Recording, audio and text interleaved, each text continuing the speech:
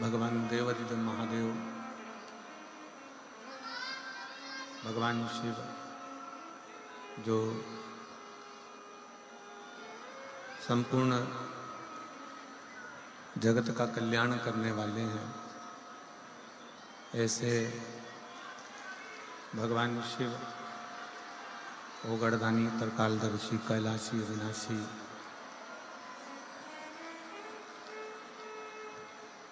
जिनकी पवित्र पावन, बाहर की आवाज खोलो, बाहर की पब्लिक की।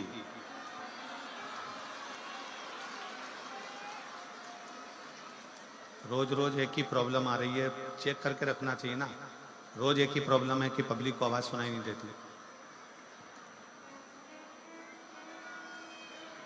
भगवान शिव ओगड़दानी, तरकालदर्शी, कैलाशी, अविनाशी, भगवान शंकर जो संपूर्ण विश्व का कल्याण करने वाले हैं, संपूर्ण जगत का उद्धार करने वाले हैं, ऐसे भगवान शिव की पवित्र कथा का लाभ लेने का सौभाग्य आप और हमको प्राप्त हुआ है।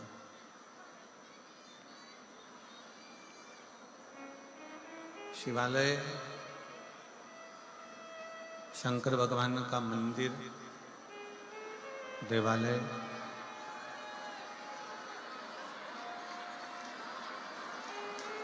भगवान शिव की चौखट, भगवान शंकर का मंदिर, देवालय, शिवालय, ये हमें एक अलग ऊर्जा प्रदान करते हैं। जहाँ पहुंचकर हम अपने मन की बात भगवान शिव से, भगवान शंकर से कहते हैं। दुनिया की दृष्टि में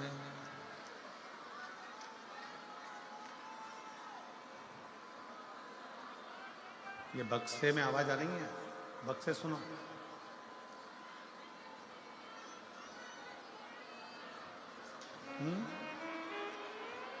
बक्से बंद पड़े हैं, बक्से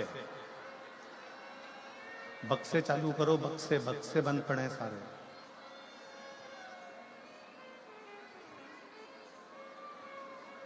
भगवान शिव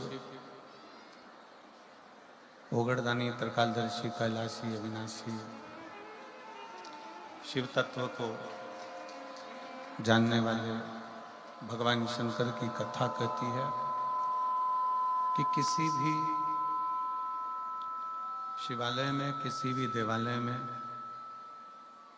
जब आप कोई आस और विश्वास के साथ में जाते हैं,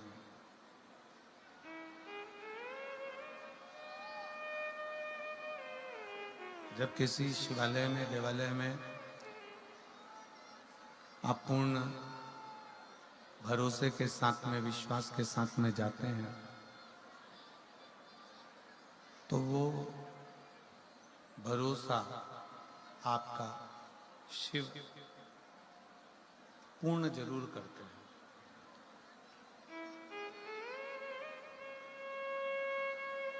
शिव महापुराण की कथा कहती है, भगवान शंकर का चरित्र कहता है, शिव तत्व कहता है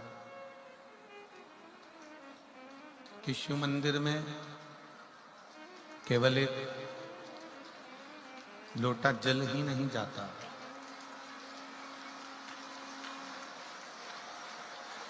भगवान शंकर के मंदिर में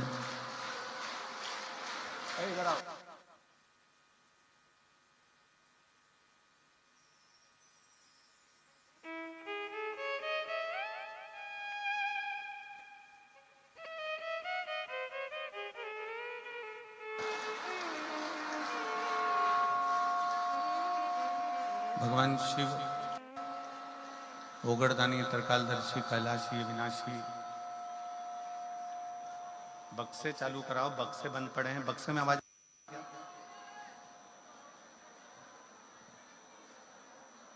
बक्सों में आवाज नहीं आ रही, बक्से चालू करो ना।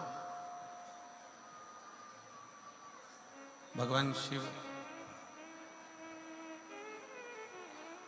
जो संपूर्ण विश्व का कल्याण करने वाले हैं, संपूर्ण जगत का उद्धार करने वाले हैं, ऐसे देवाधिदेव महादेव भगवान शंकर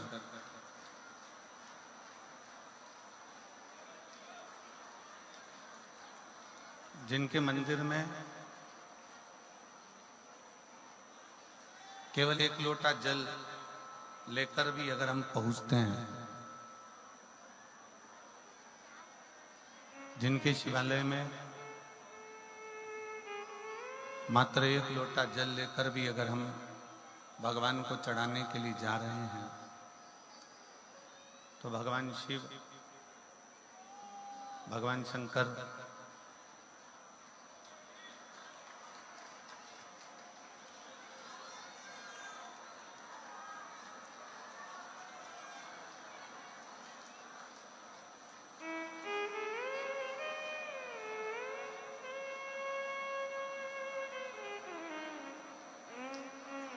भगवान शंकर, भगवान शिव किसी न किसी रूप में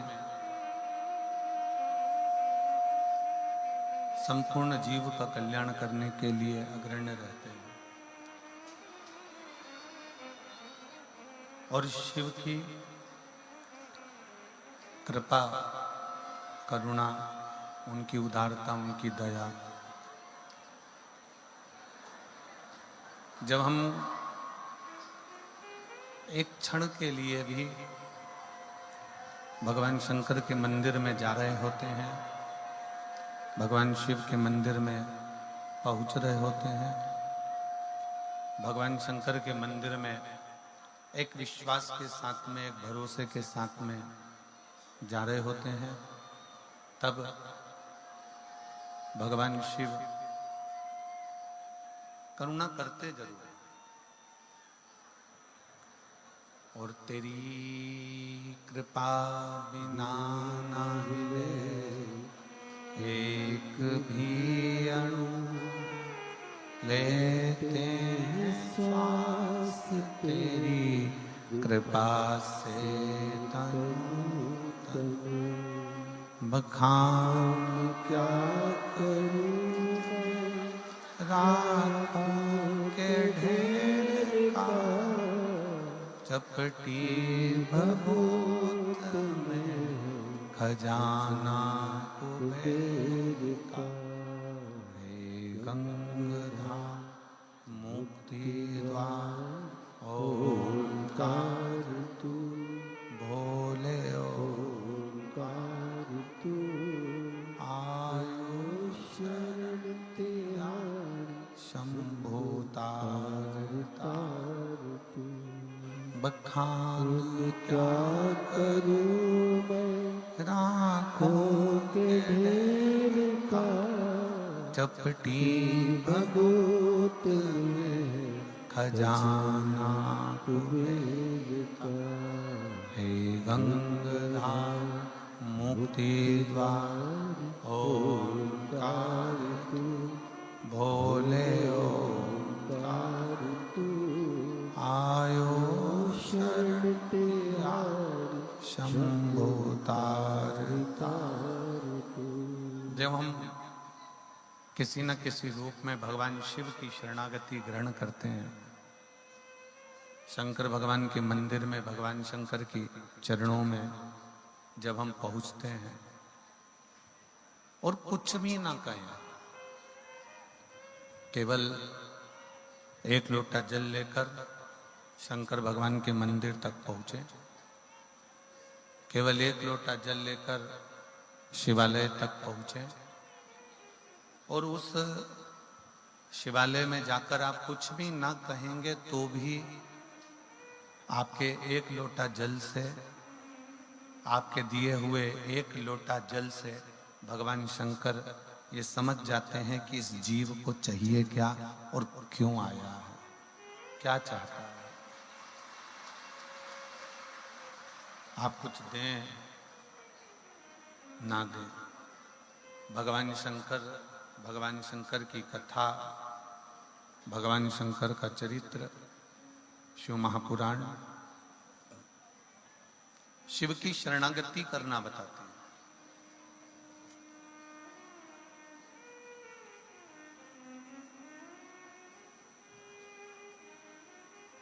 एक संत से एक व्यक्ति ने प्रश्न किया कि हमने सुना है कि भगवान के मंदिर में जाते हैं, शंकर के मंदिर में जाते हैं तो हमारे दुख कट जाते हैं। शिव के मंदिर में जाएंगे तो हमारे दुख कट जाएंगे, हमारे तकलीफें, हमारे कष्ट मिट जाएंगे, समाप्त हो जाएंगे। संत ने उत्तर दिया, संत बोले कि केवल मंदिर में जाने से ही दुख नहीं कटेंगे, आपने जिस दिन मंदिर में जाने का विचार अपने दिल में लेकर आ गए, उस दिन से ही तेरे दुख कटना प्रारंभ हो।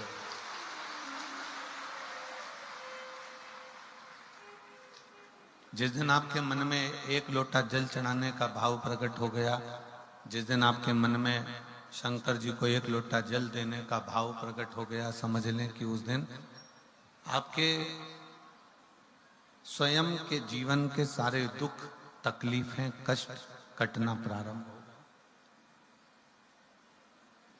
हम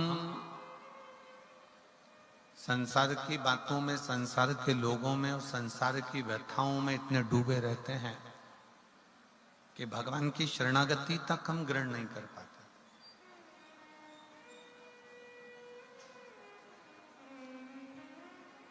केवल तन जा रहा है मंदिर, पर मन नहीं पहुंच पा रहा।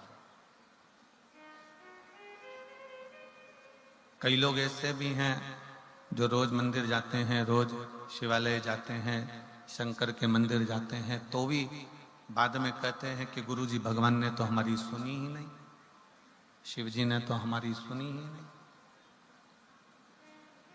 उसका कारण केवल एक है, उसका कारण है कि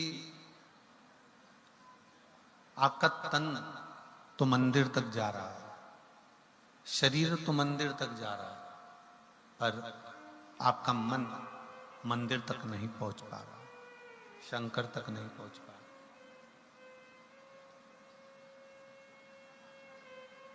शिव महापुराण की कथा कहती है कि सती मैया का जब शरीर, माता सती का जब शरीर दक्ष प्रजापति के यज्ञ में जल रहा था,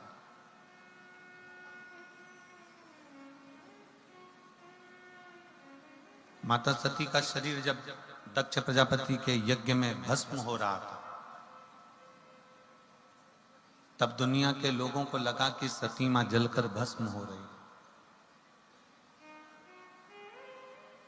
तब दुनिया के लोगों को लगा कि माता सती जल रही हैं, भस्म हो रही हैं, माता सती का शरीर जल रहा है, सती भस्म हो रही हैं।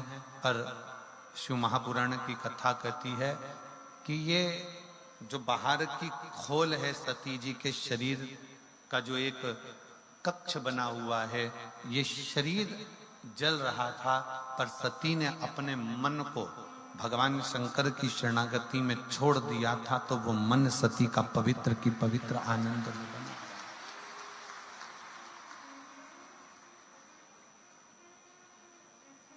शरीर तो जला, पर मन शिव में लगा रहा, भगवान शंकर की शरणागति में लगा रहा।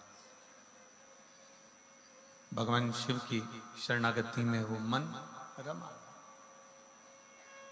कई लोग हैं संसार में, हमारे बीच में वंडे बाबा पहुंचे हैं, एक बार जोरदार ताली बजाकर साधुवाद।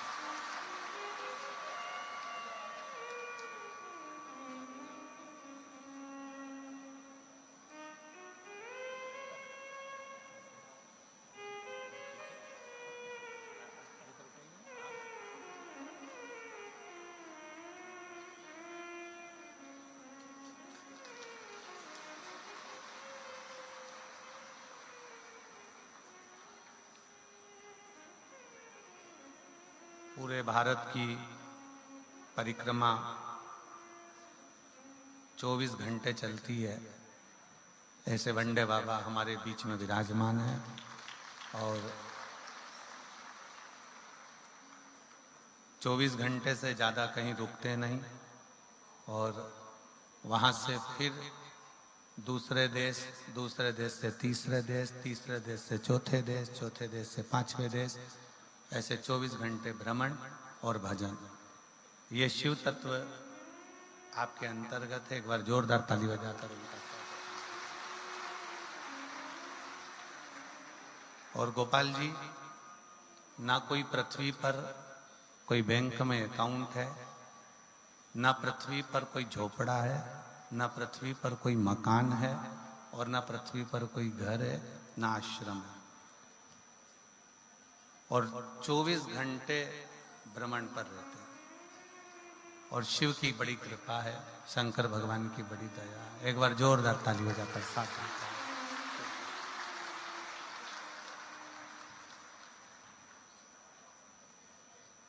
शिव कृपा से, भगवान शंकर की करुणा और उनकी उदारता,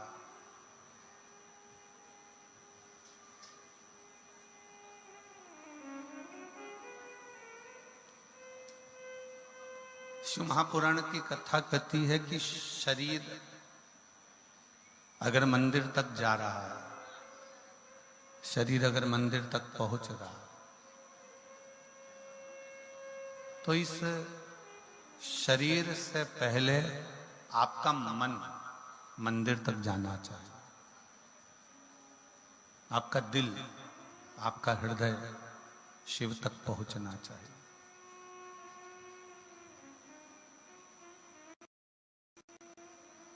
दुनिया में कई लोग ऐसे हैं कि वो मंदिर तो जा रहे हैं,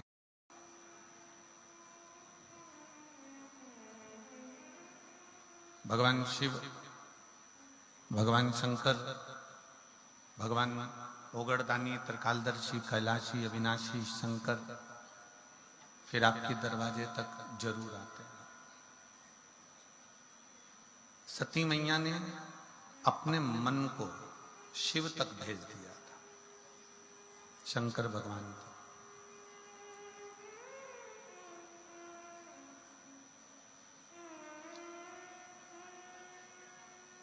आप जितने लोग बाहर बैठकर कथा सुन रहे हैं, जितने लोग पंडालों में भरे पड़े हुए हैं, आज तो हम आ रहे थे तो हम देख रहे थे कि रोड पे भी लोग बैठे हुए हैं। जब हम गोविंद जी इधर से आ रहे थे ना, तो हमने देखा कि संत निवास के बाहर जो रोड बनी हुई है, उस रोड पर भी लोग बैठे हुए हैं, उस रोड पर भी लोग बैठे थे। आप जहां बैठे हो, आप जिस जगह पर बैठे हो, यदि आपका मन, आपका चित्त शिव में लगा हुआ है, तो ये मानकर चलो कि शंकर एक ना एक दिन तुम्हारे घर तक जरूर पहुंचेंगे और तुम्हारे ऊपर कृपा करेंगे। एक कथा शिव महापुराण की बड़ी सुंदर आती है।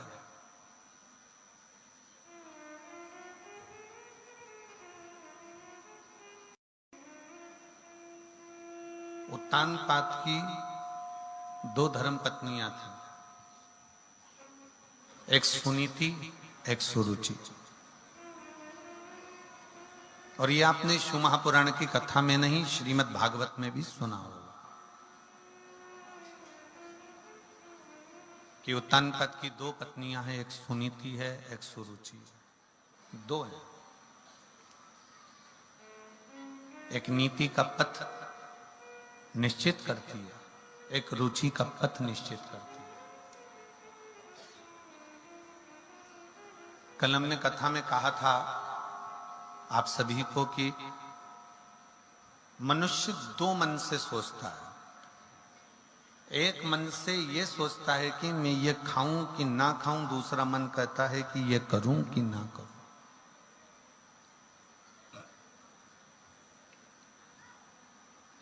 और प्रत्येक संसार के जो मानव हैं,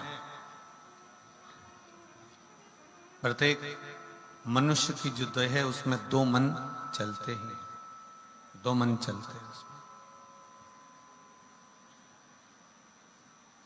अब उत्तानपाद की दो धर्म पत्नी है, एक सुनीति है, एक सुरुचि। एक नीति का पथ निश्चित कर रही है, दूसरी रुचि का पथ निश्चित कर रही है। और नीति जो होती है ना, वो एक ना एक दिन आपको अपने लक्ष्य तक पहुंचा देती है। सुनीति जो होती है वो अपने लक्ष्य तक आपको भेज देती है, पर सुरुचि आपको लक्ष्य तक नहीं भेजेगी। सुरुचि आपको अपने पथ से, अपने मार्ग से हटाने का प्रयास करती है। आपको अपने पथ से हटाने का प्रयास करती है, अपने मार्ग से हटाने का प्रयास करती है। इसलिए निवेदन है कि नीति के पथ पर चलोगे तो एक दिन अपनी मंजिल तक जरूर पहुंचोगे। पर यदि हम आज के जमाने के फैशन में, आज के जमाने की रुचियों में, आज के जमाने के जो रहो, हम बिल्कुल मना नहीं करते कि आज के जमाने में मत रहो। तुम जो पहनना चाहे, अपने वस्त्र, अपने आभूषण, अपने रतन, अपने माणिक, अपने मोती, अपना अंबारियां, अपना घर, अपना बंगला, अपनी जायदाद, अपनी दुकान, अपना व्यापार, जिस लेवल तक आप पहुंचाना चाहते हो उस लेवल तक पहुंचो। हम आपको मना नहीं करेंगे। आज के युग के फैशन से भी रहना है तो रहो, हम मना नहीं करेंगे। पर इतना याद रखना कि उस फैशन में रहने के चक्कर में कहीं अपने घर का संस्कार समाप्त ना हो जाए, बस इतना ध्यान। खूब फैशन में रहो, खूब अच्छे से रहो। तुम्हारी मर्जी पड़े तो खजूर वाली चोटी बनाओ, तुम्हारी मर्जी पड़े जैसा तुम रह सकते हो वैसे खूब अच्छे से। बार बार मनुष्य का जन्म तो मिलेगा नहीं, अरे बोलो तो जम के, बार बार मिलने वाला नहीं है।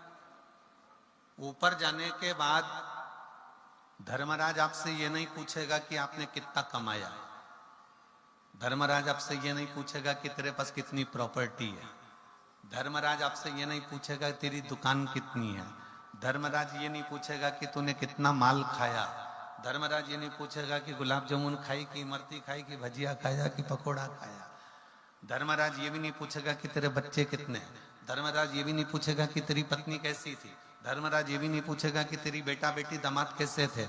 धर्मराज तो ये पूछेगा कि तू पृथ्वी पर गया था, मृत्यु लोक में गया था, तुझे इतना अच्छा मनुष्य का शरीर दिया था, तूने एंजॉय करा कि नहीं करा। ये जरूर पूछेगा कि पृथ्वी पर जाने के बाद तू खुश रहा कि नहीं रहा। इतना अच्छा शरीर मिलने के बाद भी अगर तुम दुख रो रो के, अरे मेरे बेटे का जॉब नहीं लगा, अरे मेरी बेटी का ऐसा हो गया, मेरे परिवार में ऐसा हो गया, देवर ऐसा हो गया, जेठ ऐसा हो गया, पत्नी ऐसी हो गई, पति ऐसा हो गया, बच्चे ऐसा हो गया, पूरी जिंदगी रोते रोते रोते रोते निकाल दिया, तो भगवान भी कहेगा इतना अच्छा शरीर दिया था और तूने पूरे शरीर को बर्बाद कर दिया रोते रोते। इतना अच्छा तेरे को चेहरा दिया था, इतना अच्छा तेरा स्वरूप दिया था, तेरे को घर दिया था, अगर तू इस शरीर को सही तरह से भगवत भजन करते हुए फुल आनंद के साथ, पूरी खुशी के साथ अगर इस शरीर का प्रयोग करता तो तेरा जीवन सार्थक हो जाता। क्यों?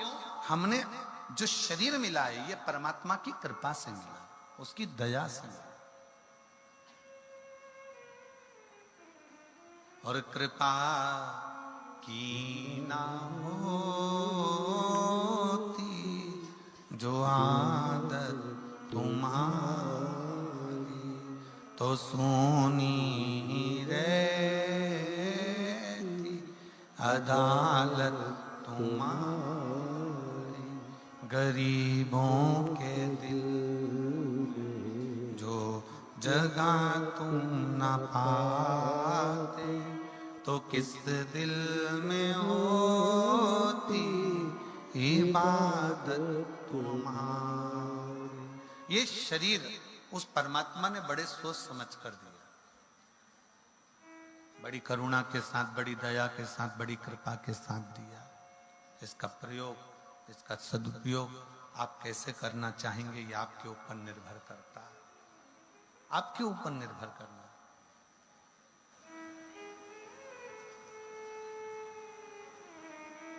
जिस समय पर कामदेव जलकर भस्म हुए थे, शंकर भगवान का तीसरा नेत्र खुला और उसमें से एक ज्योति निकली, एक प्रकाश निकला।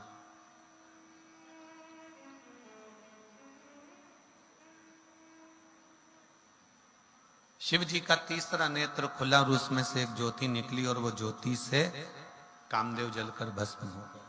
कामदेव जल गए, कामदेव जलकर भस्म हो गए।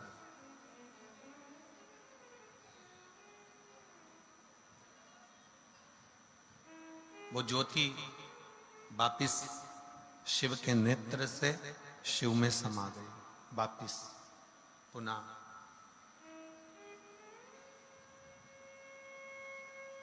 फिर एक बार मां जगत जननी जगदम्बा के साथ में माता पार्वती जी के साथ में जब मंगल विवाह भगवान शिव का हुआ और जगत धात्री मां दुर्गा ने, मां अंबा ने अपने मस्तक पर जब कुंकू की बिंदी अपने मस्तक पर जब बिंदी को लगाया, तब पहली बार जब भगवान शंकर ने मां जगत जननी की मांग में सिंदूर को भरा और वो सिंदूर का भरना और सिंदूर का तत्व बिंदी से मिलना, अब इधर हरियाणा का तो हमको नहीं मालूम है यहाँ का व्यवहार, और परंतु इतना जरूर हम जानते हैं कि चाहे हरियाणा हो, चाहे राजस्थान हो, चाहे पंजाब हो, चाहे कहीं पर भी हो, शादी के समय पर पति जब पत्नी की मांग भरता है तो सिंदूर इतना भरता है कि वो नाक पर गिरता है, नासिका पर गिरता है। आवाज सेट नहीं हुई है, बाहर की आवाज रिटर्न होकर आ रही है, अंदर के बक्से बंद पड़े हुए हैं, आकर जरा सेट करिए और समझिए उसको।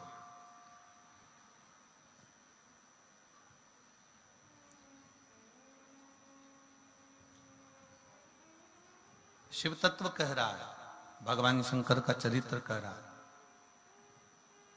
शिव महापुराण की कथा कह रही है।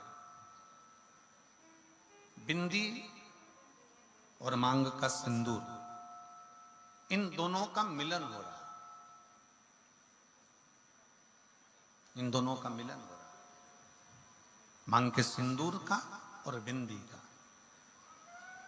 अगर आपने देखा हो, यदि कोई बिहार साइड के अगर कोई हो तो उनके स्मरण में होगा कि बिहार की जो मेरी जीजियां हैं, बिहार की मेरी बेटियां, मेरी जीजियां, मेरी माताएं, नासिका से महाराज जी सिंदूर भरना प्रारंभ करती हैं तो मांग के मध्य भाग तक सिंदूर भरती हैं।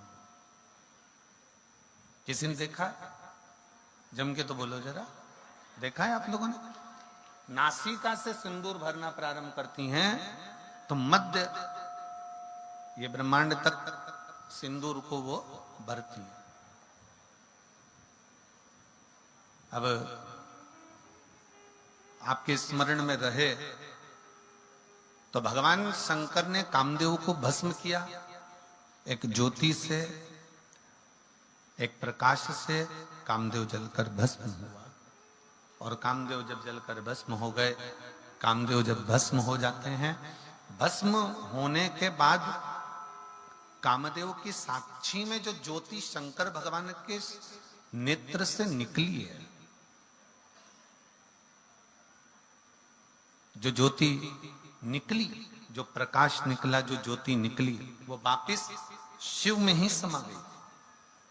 पर जिस समय पर माता पार्वती जी के मांग में सिंदूर भरा जा रहा था और बिंदी से उस सिंदूर का जब मिलन मां के मस्तक की उस बिंदी से जब हो रहा था, तब एक ज्योति फिर वापस प्रकट हो गई थी, पुनः प्रकट हो, वापस।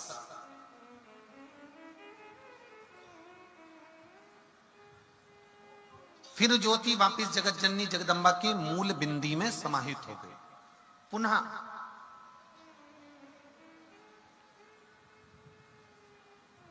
अब शिव में भी एक ज्योति है माता जगतजननी जगदम्बा में भी एक ज्योति है, दोनों में ज्योति है।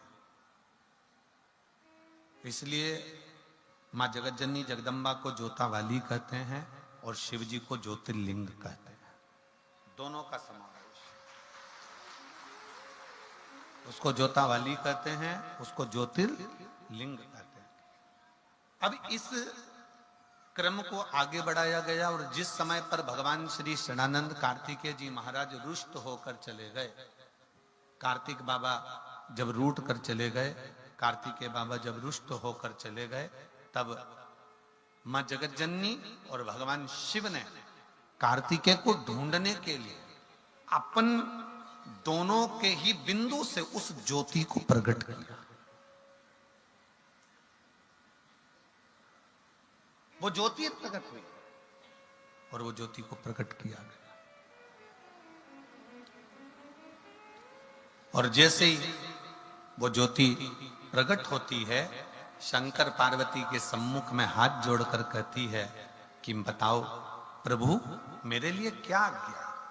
शंकर भगवान और माता पार्वती जी कहते हैं कि ज्योति तुम मेरे और शिव के तेज पुंज से, ज्योतिर से ही तुम ज्योति प्रकट हुई हो। तुम्हें पहले तो क्या चाहिए वो मांगो। ज्योति ने हाथ जोड़कर कहा कि मैं आपकी पुत्री कहलाऊं, आपकी बेटी, मैं आपकी बेटी कहलाऊं। और दूसरा, मां जिस स्थान पर मैं आप दोनों का स्मरण करूं, जिस स्थान पर मैं आप दोनों को याद करूं, वो स्थान जगत में पूज्य होता चले जाए, पूज्य हो। शिव जी ने वर दे दिया, मां जगतजननी जगदम्बा ने, माता पार्वती जी ने वर दे दिया।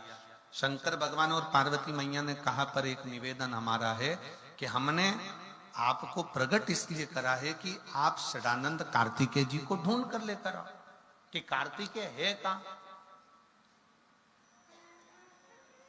आप जाओ कार्तिकेय बाबा को ढूंढने के लिए, षडानंद कार्तिकेय को ढूंढने के लिए जाइए, पहुंचो यहां से। चलिए,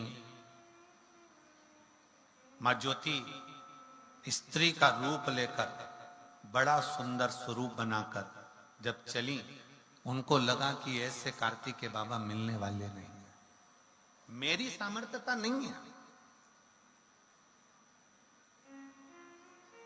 यदि आपने प्रयागराज की कथा को टीवी पर सुना होगा और छत्तीसगढ़ की एक कथा यदि आपने टीवी पर सुनी होगी तो हमने उसमें वर्णन किया था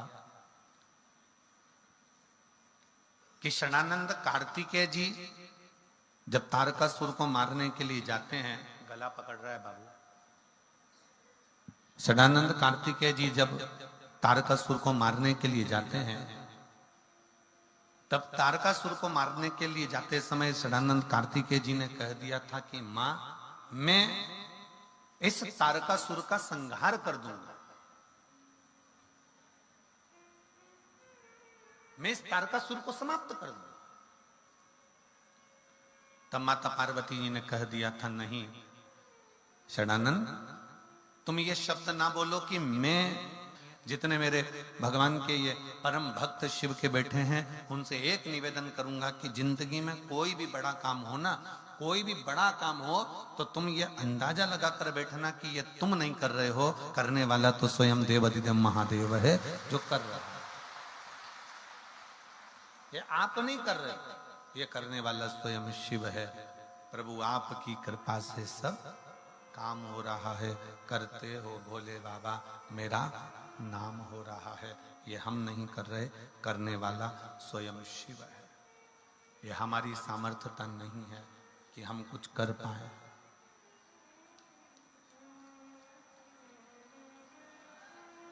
ये हमारी सामर्थ्यता नहीं है कि हम कुछ कर सकें।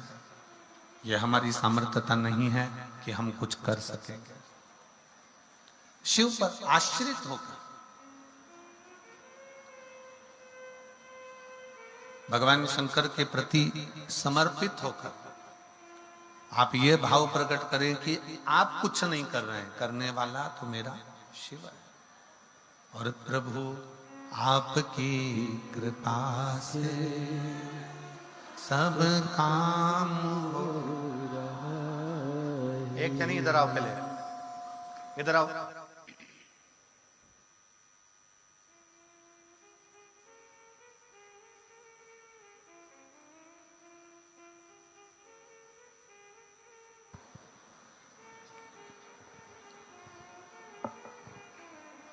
प्रभु आपकी कृपा से सब काम हो रहा है। करते हो मेरे बाबा, मेरा नाम हो रहा है। करते हो मेरे बाबा, मेरा नाम हो रहा है। प्रभु आपकी कृपा से सब काम हो रहा है। प्रभु आपकी कृपा से सब काम हो रहा है। ज्योतिर को लगा कि ये मेरे बस की बात नहीं। ज्योति को यह एहसास हो गया कि मैं कार्तिकेय जी को ढूंढूं, ये मेरे बस का नहीं है। मेरी सामर्थ्यता नहीं है कि मैं कार्तिकेय को ढूंढ सकूं। ये मेरी सामर्थ्यता नहीं कि मैं कार्तिकेय को ढूंढ पाऊं। हमारी सामर्थ्यता कार्तिकेय जी को ढूंढने की है ही नहीं। फिर कौन ढूंढेगा, कौन साधेगा?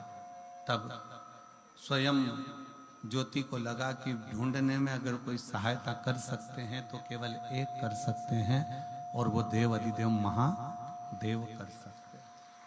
उसके सिवाय कोई सहायता नहीं कर सकता। सहायता करेंगे तो केवल देव अधिदेव महादेव ही करेंगे। भगवान शंकर ही सहायक हो सकते हैं, इसके सिवा कोई सहायक नहीं हो सकता। ये ज्योति के मन में ये भाव प्रकट हो गया। ज्योति के मन में ये भाव प्रकट हो गया कि कोई सहायता करे ना करे, कोई सहायक हो ना हो, पर केवल एक देव अधिदेव महादेव एक ऐसे हैं जो सहायक बन सकते। और जो शिव महापुराण की कथा कर रही है, जो ज्योति ने ये विचार करा कि सहायक केवल देव अधिदेव महादेव हो सकते हैं, शंकर केवल सहायक हो सकते हैं, ये विचार अपने अंदर भी प्रकट करो।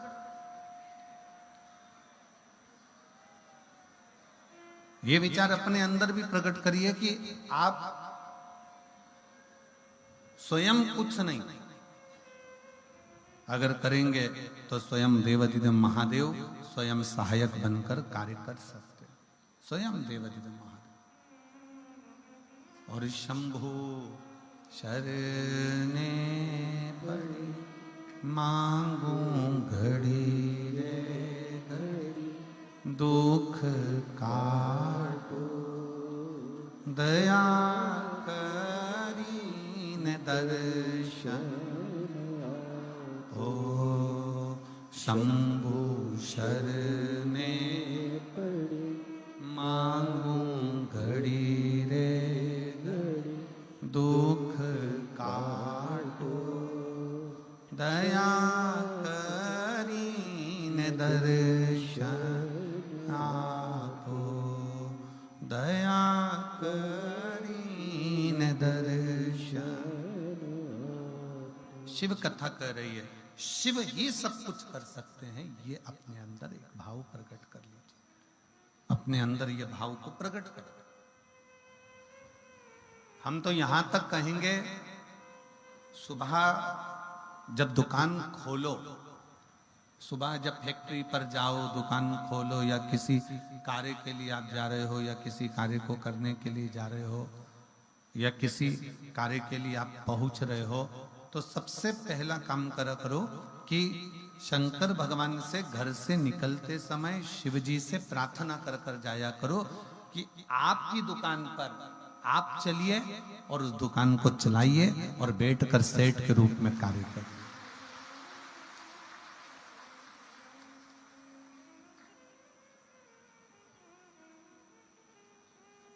शिव सेठ है, भगवान शंकर सेठ है और हम उसके चाकर हैं।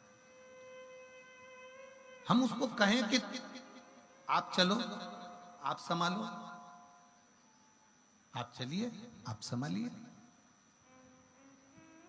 आपकी दुकान है, आपकी फैक्ट्री है, आपका घर है। हो गया कि ये कार्तिकेय जी को मैं नहीं ढूंढ सकती, मेरी सामर्थ्यता नहीं है कि मैं कार्तिकेय बाबा को ढूंढ सकूं।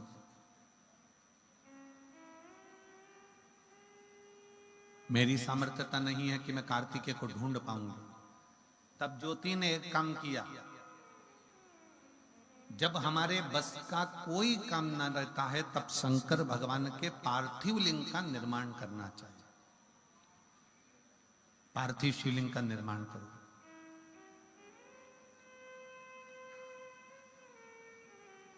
जब कोई रास्ता ना सूझे, जब कोई मार्ग ना सूझे, जब कोई पथ ना मिल पाए, तब फिर पार्थिव लिंग का निर्माण। और बहुत सावधानी से मेरी जीजियों से एक पत्र है, देखिए।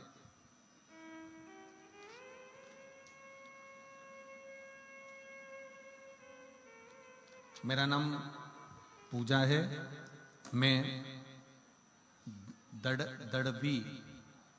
मैं दड़वी सिरसा की रहने वाली हूँ। कहीं बैठी हो तो हाथ हिला सकती हैं। आप ही बेटा, आ जाओ, एक बेलपत्र ले जाना चाहिए। मेरा नाम पूजा है, मैं दड़वी सिरसा की रहने वाली हूँ। मेरा मोबाइल नंबर ये है। बाबा की कृपा का मैं क्या गुणगान करूं गुरुदेव। मैंने सुना था कि सबको झोली भर कर देता है भगवान शंकर। जो शिव महापुराण के कथा के पंडाल में बैठकर दिल लगाकर कथा को सुनता है, उसको मेरा शंकर जरूर देता है। गुरुजी, मैं गोपाल जी कांडा जी को, श्री गोविंद जी कांडा जी को सर्वप्रथम धन्यवाद दूंगी, क्योंकि उन्हीं की वजह से पिछले वर्ष 2024 में और 2025 में हमको शिव महापुराण की कथा श्रवण करने का सौभाग्य मिला। गुरुदेव, पिछले वर्ष 2024 में 27 फरवरी से 2 मार्च तक आपने शिव महापुराण की कथा का वर्णन किया। 7 दिन पंडाल में बैठकर मैंने कथा को श्रवण किया। आपने बताया था कि शाम के समय प्रदोष काल में दीप लगाना चाहिए और प्रदोष काल का दिया कभी खाली नहीं जाता, वो दीप का फल मिलता जरूर है। जैसे आपने कल भी कथा में कहा कि प्रदोष काल का दीप जरूर जलाओ। मैंने भी इसी पंडाल में बैठकर बाबा से प्रार्थना करी थी कि बाबा, मैंने दूसरे के मुंह से सुना है कि शिव पुराण के पंडाल में बैठकर जो मांगते हैं वो मिलता है, क्या मुझे सरकारी नौकरी मिल सकती है? मेरे बाबा से मैंने प्रार्थना करी, घर पहुंची और रोज शाम को बेलपत्र के वृक्ष के नीचे हमने शिवलिंग की स्थापना करना प्रारंभ करी। मट्टी उठाकर पार्थिव शिवलिंग बनाते, पार्थिव शिवलिंग का पूजन करती, वहीं की वहीं पानी डालकर विसर्जन कर देती। रोज शाम के समय दिया लगाती, बाबा से प्रार्थना करती, मंदिर में जाकर झाड़ू लगाती, पोछा लगाती और अपनी विद्याध्ययन करती। गुरुदेव, 1 वर्ष भी मेरे बाबा ने पूर्ण नहीं होने दिया और मुझे सरकारी नौकरी पटवारी के पद पर नियुक्त कर दिया। मैं बाबा को धन्यवाद देती हूँ। आज मैं पटवारी बनी हूँ और बाबा की कृपा से बनी हूँ। ये शिव है, ये शंकर, ये ओघड़ी, ये दयाल। एक विश्वास, एक भरोसा, एक दृढ़ता जब आपके भीतर प्रकट होते, हम कहेंगे संपूर्ण सिरसा वासियों से ही नहीं, जो आस्था चैनल पर कथा सुन रहे हैं उनसे भी, जो फेसबुक यूट्यूब पर कथा श्रवण कर रहे हैं उनसे भी, और जो बाहर के 9 पंडालों में बैठकर कथा का रसतत्व ग्रहण कर रहे हैं उनसे भी, कि अपने जीवन में जब तुम्हें लगे कि मेरा कोई कार्य अटक रहा है और ये मेरे बस की बात नहीं है, तब एक पार्थिव शिवलिंग, मिट्टी वहीं की वहीं उठाओ और पार्थिव लिंग का निर्माण कर कर, पूजन कर कर वहीं की वहीं उसका विसर्जन कर दो। वहां शिवलिंग का निर्माण तुम्हें फल बहुत देगा और तुम्हें कार्य में सफलता बहुत।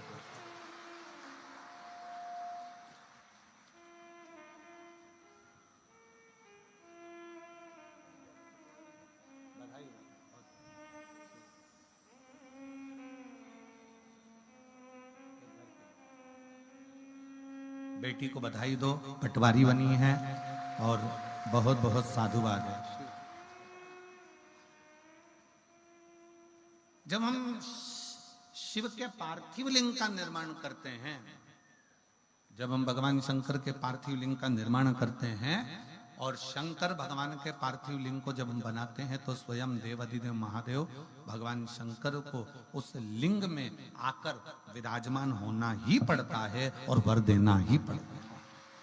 पार्थिव लिंग के निर्माण का इतना महत्व है कि पार्थिव लिंग का निर्माण किसने नहीं किया।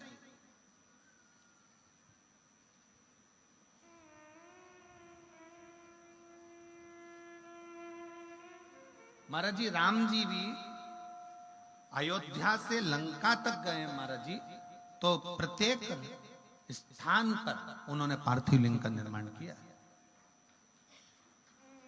प्रत्येक स्थान पर कभी गोविंद जी, गोपाल जी, कभी एक बार योग लगे तो राम पथ गमन में अगर आप जाएंगे, अयोध्या से लेकर लंका तक का जो भारत सरकार ने राम पथ गमन बनाया है, उस राम पथ गमन में जितने राम जी के मंदिर नहीं है गोविंद जी, जितने किसी देवता के मंदिर नहीं है, उतने शंकर जी के मंदिर हैं। क्योंकि राम जी जहां रुकते थे वहां शिवलिंग का निर्माण करते थे। पूरे अयोध्या से लंका तक राम पथगमन जो बनाया है सरकार ने, उस राम पथगमन में जितने राम जी के मंदिर ने, उससे ज्यादा शंकर जी के मंदिर, सबसे ज्यादा शिव जी के मंदिर हैं। क्योंकि राम जी जहां रहते थे वहां रात्रि विश्राम करके दूसरे दिन शंकर जी की स्थापना कर कर, पार्थिव लिंग का पूजन कर कर फिर वहां से आगे बढ़ते।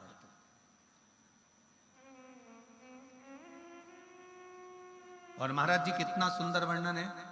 राम जी पार्थिव लिंग का पूजन कर रहे हैं, भगवान कृष्ण आए, उन्होंने भी पार्थिव लिंग का पूजन कर। भगवान कृष्ण ने, जब भगवान कृष्ण की 16,108 रानियों से जब संतान की प्राप्ति नहीं हुई तो गर्गाचार्य बाबा को द्वारका में बुलाया गया और गर्गाचार्य बाबा से प्रार्थना करी गई, गुरुदेव आप बताओ कि हमारे घर में संतान नहीं है, औलाद नहीं है, संतान की प्राप्ति कैसे होगी। गर्गाचार्य बाबा जी ने कहा कि तुम्हारी एक एक रानी के साथ 11-11 दिन तक बैठकर शिव जी के पार्थिव लिंग का पूजन करो। 16,108 रानियों के साथ, एक एक रानी के साथ 11-11 दिन तक शंकर भगवान के पार्थिव लिंग का पूजन करा। शंकर भगवान प्रकट हो गए और शिव जी ने वर दे दिया कि सुनो हे द्वारका के नाथ, तुम्हारी एक एक रानी के साथ तुमने 11 दिन तक मेरा पार्थिव लिंग पूजन बनाकर पूजन करी है, इसलिए तुम्हारी एक एक रानी को 11-11 संतान होगी और लाखों में उसकी गिनती, लाखों में उसकी गिनती होगी।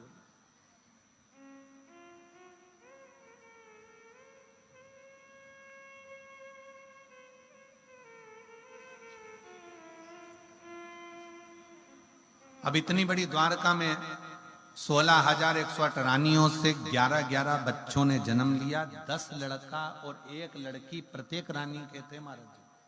प्रत्येक रानी के 10 लड़के और 1 लड़की थे।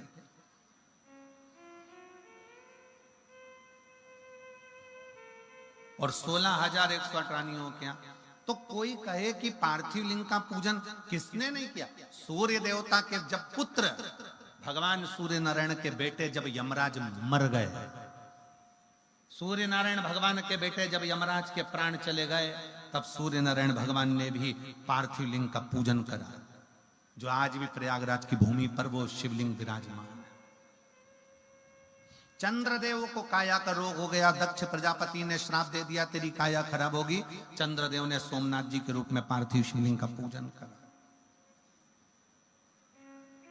कोई एक भगवान विष्णु जी के पास में से भगवान नारायण के यहां से जब लक्ष्मी जी ने भगवान नारायण को श्राप दे दिया, लक्ष्मी जी श्रृंगार करी थी और भगवान विष्णु हंस दिए। जैसे ही भगवान नारायण हंसे, लक्ष्मी जी को क्रोध आ गया कि आप मेरा सुंदर स्वरूप देखकर, मुझे देखकर घोड़े की तरह हंसे हो। मैं तुम्हें श्राप देती हूं नारायण, तुम्हारा सिर कटेगा और तुम्हें घोड़े का मुंह लगेगा। भगवान विष्णु को हयग्रीव अवतार लेना पड़ा, घोड़े का मुंह लगा है भगवान नारायण। सावित्री जी का श्राप जब ब्रह्मा जी को लग गया कि पूरे ब्रह्मांड में, पूरी पृथ्वी पर तुम्हारा कहीं मंदिर नहीं होगा, जब श्राप लगा तब भगवान ब्रह्मदेव ने भी शंकर के पार्थिव लिंग का पूजन किया। राम जी, भगवान कृष्ण, सूर्य नारायण, भगवान चंद्रदेव, राहु, केतु, ऐसा कोई देवता 33 कोटि देवी देवताओं में कोई ऐसा देवता हो, भगवान गणेश जी महाराज पार्थिव लिंग का पूजन करते हैं, भगवान षडानंद कार्तिक के पार्थिव लिंग का पूजन करते हैं, कोई एक देवता ऐसा बता दो जो पार्थिव लिंग का पूजन ना करता।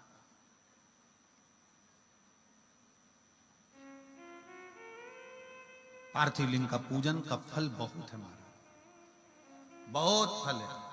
पार्थिव लिंग का पूजन करने वाले व्यक्ति कभी निष्फल नहीं हो सकते। और हम तो निवेदन करेंगे, जरूरी नहीं कि मिट्टी लेके घर के अंदर आओ, थाली में शिवलिंग बनाओ, तब जाकर तुम पूजन करोगे। तुम तो पूजन का चोपड़ा, क्या बोलते हैं यहाँ पर, पूजन का डब्बा, चोपड़ा क्या बोलते हैं, पूजन का डब्बा जिसमें तुम्हारा पूजन का सामान रखा रहता है, उसको लेकर तुम अपने घर के बाहर छोटा सा जो गमला हो, जो भी गमला हो तुम्हारे यहाँ, जिस चीज का गमला, उस गमले में ही तुमने वहीं पर मिट्टी को उठाकर, थोड़ा सा मिट्टी को उठाकर उसका शिवलिंग बना लिया, वहीं पर जलाधारी बना ली, वहीं पर बैठकर उसकी पूजन कर ली, पूजन कर कर वहीं पे एक लोटा जल लेकर उसी का विसर्जन वहीं की वहीं कर दिया। कौन करा है कि घर में लाओ फिर बनाओ, वहीं करो, वहीं विसर्जन करो। पार्थिव पार्थिव है।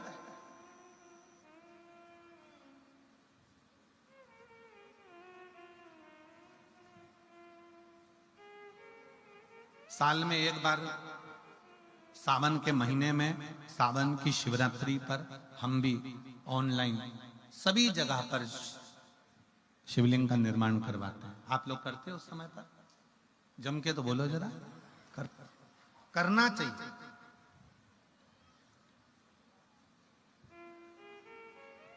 वो एक बार साल में इसलिए पार्थिव शिवलिंग का निर्माण करवा देते हैं कि अगर आपने साल भर नहीं भी करा तो कम से कम एक बार मेरा ओघड़दानी आपके घर के अंदर प्रवेश तो कर जाए और किसी ना किसी तरह से तुम्हारा दुख तो हर दे।